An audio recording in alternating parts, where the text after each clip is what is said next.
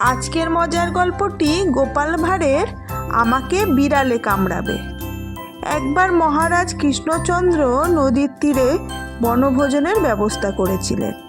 তার সভাসদ পারিষদবর্গ সকলেই সেই বনভোজনে যোগ দিয়েছিল।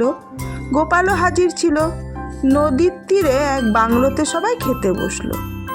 ইলিশ মাছ ভাজা পরিবেশন হচ্ছে। ইতিমধ্যে গোপাল বেশ বড় দুটুকরো মাছ ভাজা খেয়েছে। এমন সময় একজন পরিবেশক যেই গোপালের পাতে আরও কিছু ইলিশ ভাজা দিতে যাচ্ছিল, অমনি গোপাল তাকে বাধা দিয়ে বলে উঠল, আরে করছো কি? শেষকালে আমাকে বিড়ালে কামড়াবে যে। উপস্থিত সকলে প্রথমটাই কথাটা ধরতে পারেনি। শেষ পর্যন্ত মহারাজ কৃষ্ণচন্দ্র বললেন, মানে বুঝতে পারছেন না?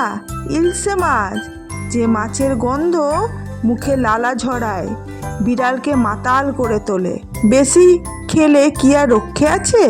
সারা দেহ থেকে গন্ধ ছুটবে আর সেই গন্ধ পেয়ে বিড়াল তেড়ে আসবে।